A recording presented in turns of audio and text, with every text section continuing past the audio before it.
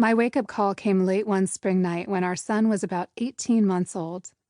My husband Victor and I had just fallen asleep in our one-bedroom apartment in Brooklyn when Zach started wailing. I leapt out of bed instinctively, as I'd done many nights before, lifting him from the crib a few feet away from our bed and nestling him against my chest.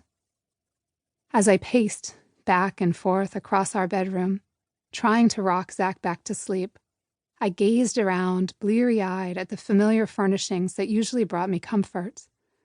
The colorful curtains my mother-in-law had sewn for us, the indigo print bedspread that was starting to fray at the edges, the IKEA set of drawers now doing double duty as a diaper-changing table. But this time, as I looked around, I felt a growing sense of unease. Victor and I had lived in this apartment for 7 years now. Through our engagement, a wedding, 4 jobs between us, and now a baby. As I crisscrossed the room that night, it dawned on me that we were in a totally unsustainable situation. We were sharing our only bedroom, which also doubled as a home office for Victor, with a son who was getting close to outgrowing his crib. What would happen as he grew older? And what about that second child we'd always planned to have? That definitely was not going to happen if we were still sharing our bedroom with a toddler. I'd always imagined that we'd be in a home of our own when we started a family, not renting a one-bedroom apartment and wondering if we'd be able to afford another child. But even with 2 paychecks coming in, we seemed to be making slow progress financially, and our expenses were growing. Now we had to pay for childcare, diapers, bottles, and an ever-changing assortment of toys and clothes. We'd have to buy a toddler bed soon. And the rent for our apartment had just gone up.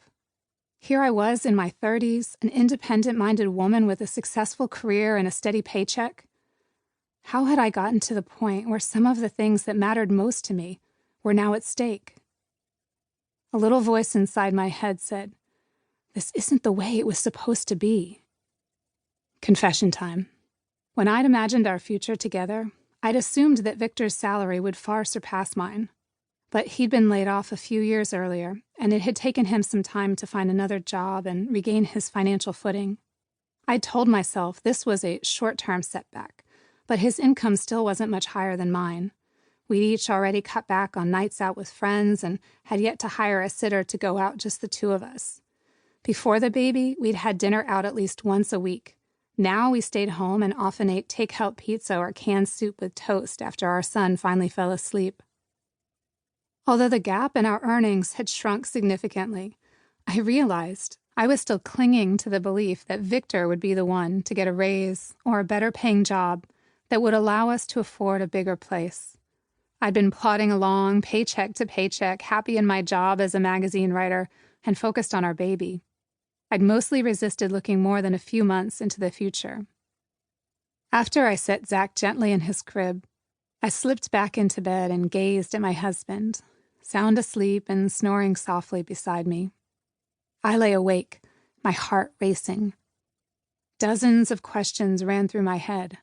How much more would we need to save to have a second child? How much would we need to save to buy a home? What if Victor didn't get a better-paying job? Then, the ultimate question, one I'd never asked myself before.